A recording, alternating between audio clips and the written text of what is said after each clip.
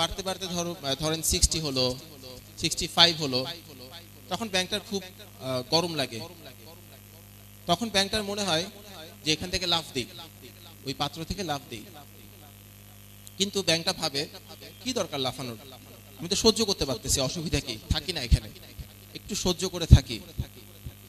Temperature আরো বাড়াচ্ছেন, আপনি আরো বাড়াচ্ছেন, 80 করলেন, 85 করলেন, তখনও ব্যাংকটা ভাবে অসুবিধা কি, আমি এখানে থাকি, আমার বডির টেম্পারেচারটা আমি একটু বাড়াই দিই, আমি তো আর মরে যাচ্ছি না, থাক সহ্য করি, যে অবস্থায় আছি ওই অবস্থায় থাকি, এখান থেকে লাফিয়ে না করি, লাফাবো না, ওখানেই থাকবো। একটা সময় বাড়াতে বাড়াতে যখন আপনি 90 ক্রস করলেন, 88 বা 90 ক্রস করলে, তখন ওই ব্যাংকটার আশেপাশের টেম্পারেচার এতটাই বেড়ে যায়, তখন সে লাফানোর শক্তিটুকু হারিয়ে ফেলে, সে আর লাফাতেই পারে না এবং সে ওখানে মারা পড়ে।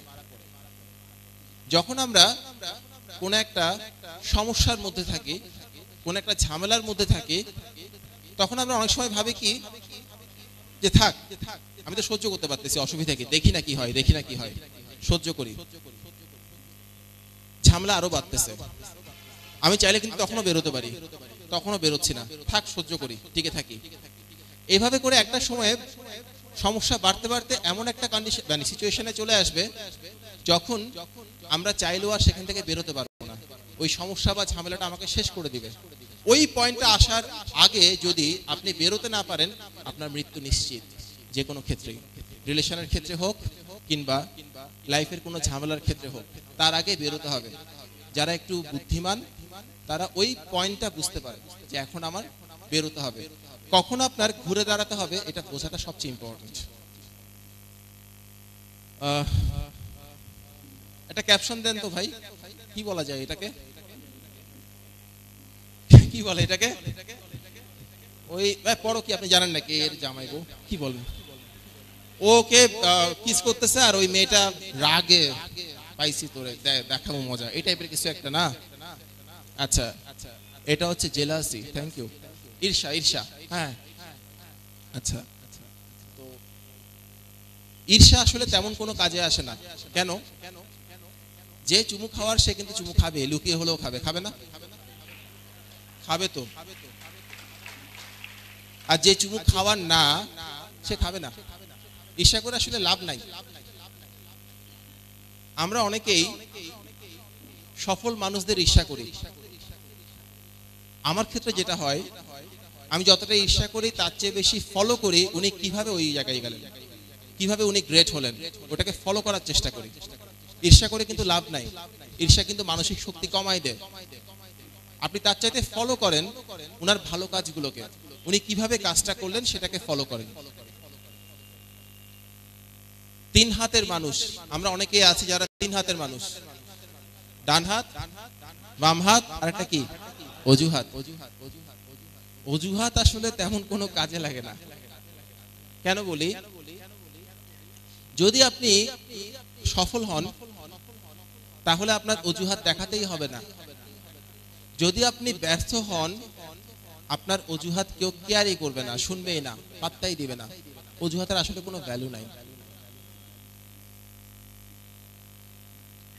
কোন একটা কাজ আপনাকে করতে হবে, আমরা বেশিরভাগ মানুষ করি কি, কাজটা শুরু করে দিই, হুট করেই শুরু করে দিই, প্ল্যানিংটা করি না, চিন্তা ভাবনা করি না। আমাকে বিসিএস পরীক্ষার জন্য পড়াশোনা করতে হবে, শুরু করে দিলাম। No, don't do this. আপনি আগে দেখেন আপনার পড়াশোনাটা কিভাবে করতে হবে। যে পরীক্ষাগুলো একটু কম্পিটিটিভ, সেই পরীক্ষাগুলোতে ভালো করতে হলে আপনাকে প্রথমেই জানতে হবে আপনি প্রিপারেশনটা কিভাবে নেবেন, ওটার জন্য সময় দেন, আপনার ট্যাকটিক্স গুলো ঠিক করেন, আপনার স্ট্র্যাটেজি ঠিক করেন, এরপর শুরু করেন। হুট করে শুরু করে দিলাম, সবাই পড়তেছে কারেন্ট অ্যাফেয়ার্স, আমিও শুরু করে কারেন্ট অ্যাফেয়ার্স শুরু করে দিলাম। নো, আপনি আগে দেখেন ওটা আপনার কাজটা করা দরকার কিনা। যেটা দরকার না সেই কাজ যদি আপনি করতে থাকেন তাহলে আপনার সিলেবাস জীবনও শেষ হবে না। এটা যে কোনো মানে কাজের ক্ষেত্রেই সত্য। ওই জন্য হুট করে কোনো একটা কাজ শুরু করে দিবেন না, আগে দেখেন কাজটা কিভাবে করতে হয়, নিজেকে প্রিপেয়ার করেন, এরপর শুরু করেন। Headlight theory. হেডলাইট থিওরি জিনিসটা কি? ধরেন আপনি ভাবতেছেন আমাকে চাকরি পেতে হবে। চাকরি পেলে কি হবে? আমি পুলিশের এসপি হব। পুলিশের এসপি হলে আমি ওরে দেখে নিব, এই করব সেই করব। আমি চাকরি পাওয়ার পরে একটা বিয়ে করব। বিয়ে করার পর দুপুরবেলা এসে ভাত খাবো, বউ আমাকে খুব মিষ্টি করে একটা পান বানাই দিবে, এই করবে সেই করবে, এক্সেট্রা এক্সেট্রা। পড়ার নাম নাই। এটা করবেন না। একটা গাড়ি যখন চলে তখন গাড়িটার হেডলাইটটা সামনের কিছু অংশ আলোকিত করে। সেই হেডলাইটটা কিন্তু পুরো রাস্তাটাকে আলোকিত করে না। যদি পুরো রাস্তাটাকে আলোকিত করতো তখন কি হতো? ওই ড্রাইভারের খুব সমস্যা হতো। কেন সমস্যা হতো? হয়তোবা উনি দেখতেন অনেক দূরে এক ছিনতাইকারী দাঁড়ায় আছে, অতএব উনি গাড়িটা চালানো শুরুই করতেন না ভয়ে। এমনও হতে পারে না উনি ওই জায়গায় পৌঁছানোর আগে সে ওখান থেকে চলে গেছে, হতে পারে। তো পুরো রাস্তাটা নিয়ে কখনো ভাববেন না। আপনি আগে ভাবেন আপনার সামনে যতটুকু কাজ করার আছে ততটুকু নিয়ে। সো আপনি যখন পড়তে বসবেন তখন চাকরি পাওয়ার পর আপনার গাড়ির রংটা সাদা হলে ভালো হয় নাকি সুইট গোলাপি কালারের হলে ভালো হয় সেটা নিয়ে ভাববেন না। প্লিজ আগে দেখেন সামনে 6 ঘন্টা কি করবেন বসার পর। তো আমরা প্রথম যে পয়েন্টটা বললাম, কোন একটা কাজ শুরু করতে গেলে হুট করে পরিশ্রম করা শুরু করে দেবেন না। একটা ক্লিপ দেখছি, ক্লিপের কথাগুলো খেয়াল করবেন। খরগোশ এবং কচ্ছপের গল্প।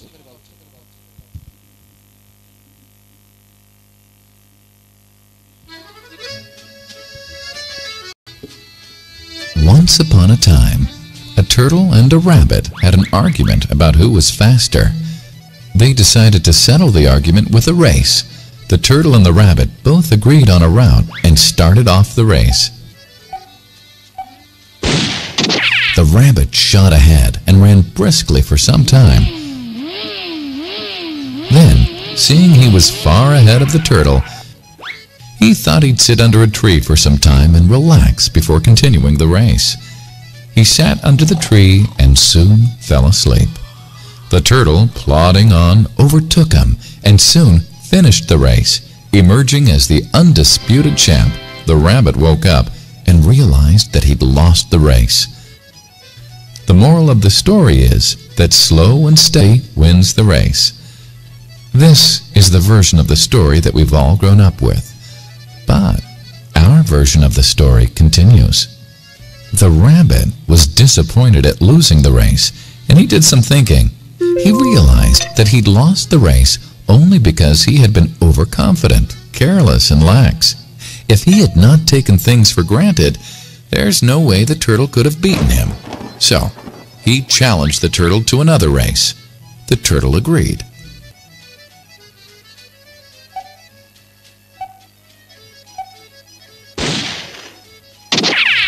This time, the rabbit went all out and ran without stopping from start to finish. He won by several miles. The moral of the story? Fast and consistent will always beat the slow and steady. It's good to be slow and steady, but it's better to be fast and reliable. But the story doesn't end here. The turtle did some thinking this time and realized that there's no way he can beat the rabbit in a race the way it was currently formatted. He thought for a while and then challenged the rabbit to another race, but on a slightly different route. The rabbit agreed. The turtle and rabbit started off. In keeping with his self-made commitment to be consistently fast, the rabbit took off and ran at top speed until he came to a broad river. The finishing line was a couple of kilometers on the other side of the river. The rabbit sat there, wondering what to do.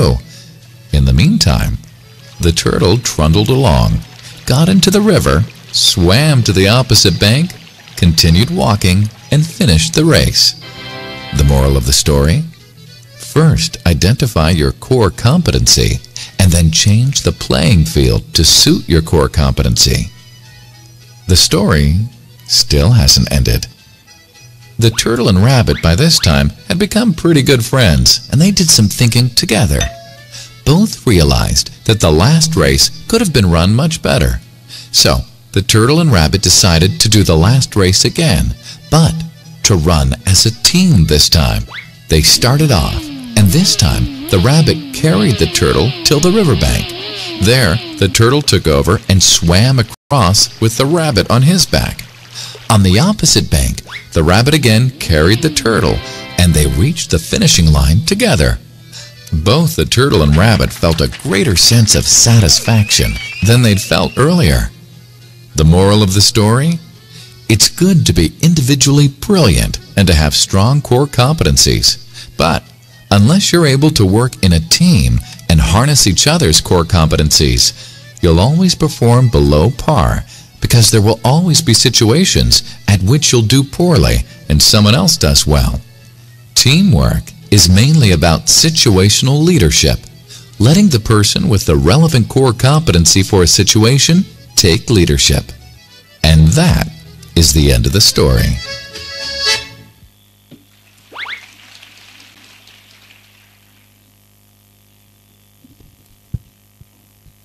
এই গল্পটা দুটো বিষয়ের উপর focus করে। Number 1, আমি যখন কোনো একটা কাজ করছি, সে কাজটা আমি কিভাবে করছি এটা আগে ঠিক করতে হবে। যদি আমি কাজটা শুরু করে দিই এবং অনেকক্ষণ পর বা অনেক দিন পর আমার মনে হয় এতদিন যা করেছিলাম তা ভুল করেছি, এমনও হতে পারে কাজটা শেষ করার জন্য যথেষ্ট সময় আমার হাতে নাও থাকতে পারে। নাম্বার 1। নাম্বার 2, যখন আমরা কোনো একটা টিম ওয়ার্ক করব, তখন ওই টিমে যে গোলটা, যে কাজটা করতে হবে, আমাদের যে লক্ষ্যে পৌঁছাতে হবে, যে কাজটা আমাকে সম্পূর্ণ করতে হবে, ওই কাজটা করার ক্ষেত্রে কেউ না কেউ দেখবেন একটু বেশি পারে, একটু বেশি কম্পিটেন্ট অন্যদের তুলনায়। তাকে লিডার বানাতে হবে এবং তাকে লিডার বানানোর ক্ষেত্রে কোনো ধরনের মন খারাপ করা যাবে না, আমি হতে পারতাম লিডার। নো, আপনার কাজটা সম্পূর্ণ করা দরকার অ্যাজ এ টিম। এই দুটো বিষয়। এটা যারা জাতীয় বিশ্ববিদ্যালয়ে পড়াশোনা করছেন তাদের জন্য এই স্লাইডটা। যারা ভাবেন আমি জাতীয় বিশ্ববিদ্যালয়ের আমি কি বা করতে পারবো, তারা আসলে নিজেকে ফাঁকি দেওয়ার রাস্তা তৈরি করে দিতে থাকেন। এর মানে হচ্ছে, যারা ভাবে আমি জাতীয় বিশ্ববিদ্যালয়ে পড়ি, একটু ঘোরাঘুরি করে কাটাই, সময়টা কাটালেই তো বাঁচি, পাবলিকে চান্স পেলাম না, ন্যাশনালে পড়তেছি, কি করব।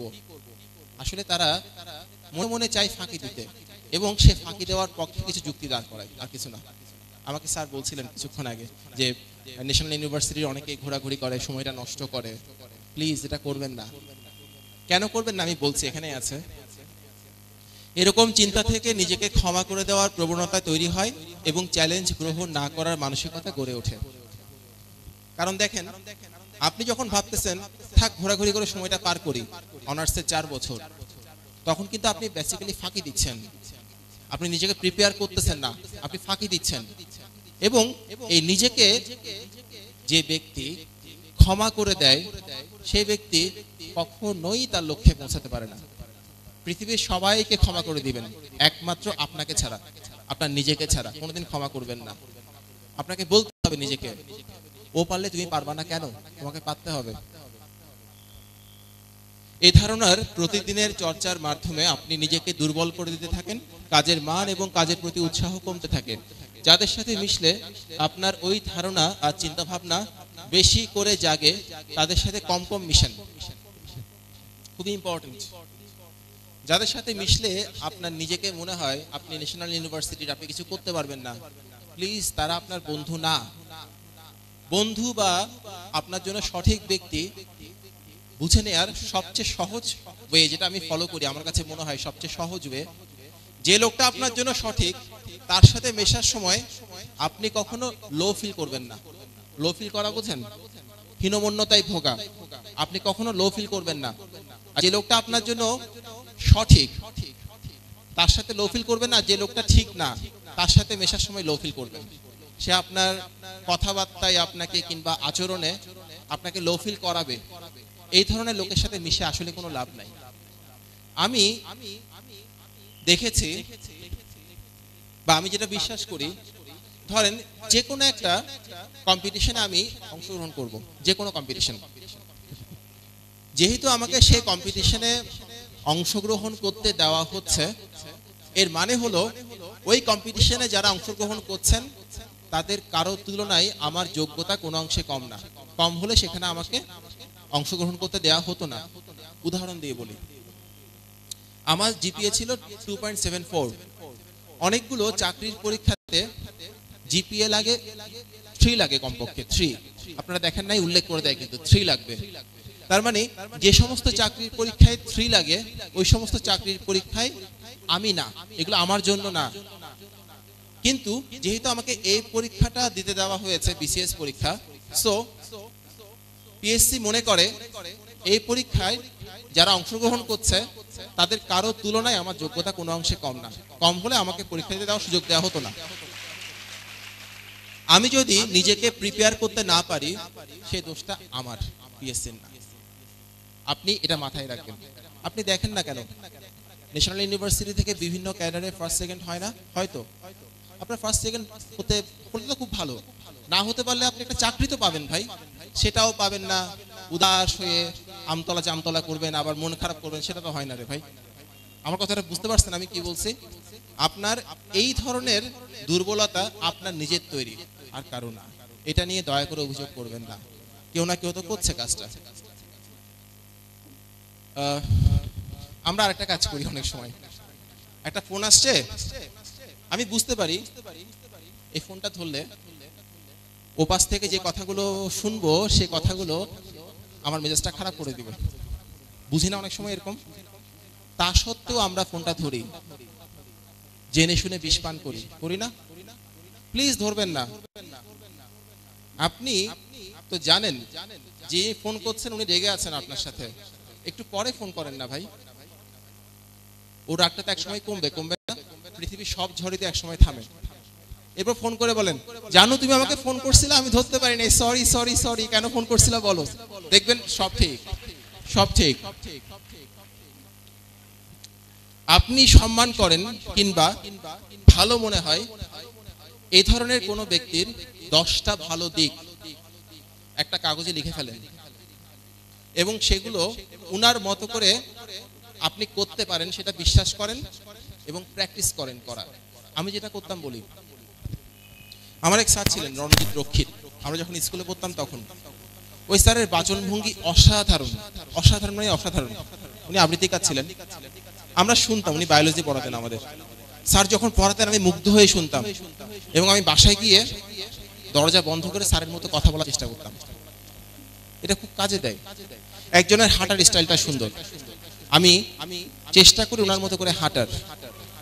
একজন যেভাবে করে পরিশ্রম করে সেটা আমার খুব পছন্দ, আমি চেষ্টা করি ওনার মতো করে পরিশ্রম করার। এটা খুবই হেল্প করে। আপনারা এটা লিখতে পারেন কাগজে এবং সেটাকে প্র্যাকটিস করতে পারেন। একটা সময় আপনি সত্যিই ভালো কিছু করতে পারবেন, করেই দেখেন না। কোনো পরামর্শকেই অন্ধভাবে ফলো করবেন না। সবাই একটা কাজ করছে বলে আমাকেও করতে হবে, দুনিয়াতে এমন কোনো কথা নাই। সবাই যে কাজটা করছে এখানে দুটো ব্যাপার ঘটতে পারে। নাম্বার 1, অন্য সবার যে অভিজ্ঞতা, জীবনের অভিজ্ঞতা, আপনার জীবনের অভিজ্ঞতা কিন্তু একই রকমের না, ভিন্ন রকমের। সো উনি ওইভাবে করে হাঁটলে যদি সফল হয়েও যান, আপনি সেভাবে করে হাঁটলে সফল নাও হতে পারেন। আপনি দেখেন আপনার সুযোগ কতটুকু আছে, আপনার সীমাবদ্ধতা কোন কোন জায়গায় আছে, ওইভাবে করে আপনি আপনার জন্য কাস্টমাইজ করে নেন, ডিজাইন করে নেন। নাম্বার 1। নাম্বার 2, ওরা যা ফলো করছে আমি যদি একইভাবে ফলো করি তাহলে যে আমার কাজটা হবেই এমনটা কিন্তু আমি বলতে পারি না। আমি এখনো জানি না ওদের কাজটা হবে কি হবে না।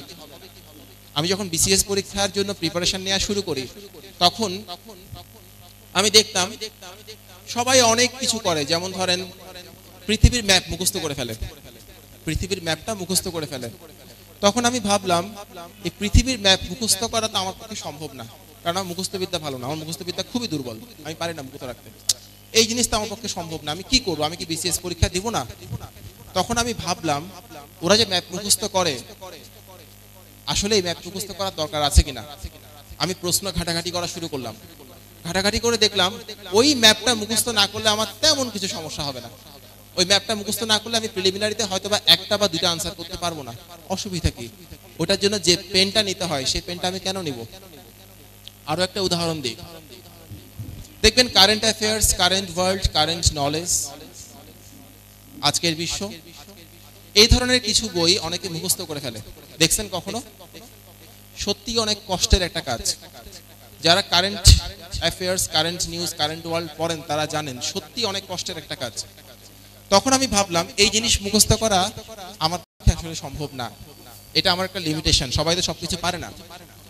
তখন আমি কোয়েশ্চেন স্টাডি করা শুরু করলাম। আমি কিন্তু প্রশ্ন অনেক বেশি স্টাডি করছি, আমার অনেক বন্ধুর চাইতে আমি অনেক বেশি স্টাডি করছি। আমি জানি কোয়েশ্চেন কেমন হয়, কোয়েশ্চেনের প্যাটার্নটা আমি খুব ভালো বুঝতে পারতাম। এটাকে বলে কোয়েশ্চেন ম্যাপিং বলে, এই জিনিসটাকে কোয়েশ্চেন ম্যাপিং বলে এই জিনিসটাকে। আচ্ছা, তখন আমি দেখলাম কারেন্ট অ্যাফেয়ার্স, কারেন্ট ওয়ার্ল্ড যে বইগুলো আছে সেখানে একেবারেই সাম্প্রতিক বিষয়গুলো নিয়ে কিছু তথ্য দেওয়া থাকে। যদি আমি সেগুলো না পড়ে গাইড পড়ি, কোয়েশ্চেন ব্যাংক পড়ি, গাইড কোয়েশ্চেন ব্যাংক তো আমাকে পড়তেই হচ্ছে, এমনিতেই পড়তে হচ্ছে, ওটা একটা এক্সট্রা বার্ডেন। দেখলাম ওই সমস্ত বইয়ে, কারেন্ট অ্যাফেয়ার্স, কারেন্ট ওয়ার্ল্ড, এই সমস্ত বইয়ে যে সাম্প্রতিক বিষয়গুলো সম্পর্কে দেওয়া থাকে সেই সাম্প্রতিক বিষয়গুলো গাইড বইয়ে থাকে না। সো আমি যদি ওই বইগুলো না পড়ি তাহলে সাম্প্রতিক বিষয় থেকে কোয়েশ্চেন আসলে আমি আনসার করতে পারবো না। আমাদের সময় প্রিলিমিনারি ছিল 100 মার্কসের, ওই 100 মার্কসের মধ্যে একেবারেই সাম্প্রতিক বিষয় থেকে প্রশ্ন আসতো খুব বেশি হলে তিনটা কিংবা চারটা, এর বেশি আসতো না। এখন প্রিলিমিনারি হয় 200 মার্কসের, ওখান থেকে প্রশ্ন আসবে খুব বেশি হলে 8টা বা 10টা, এত বেশিও আসে না, অতটুকু আসবে। এই 8-10টার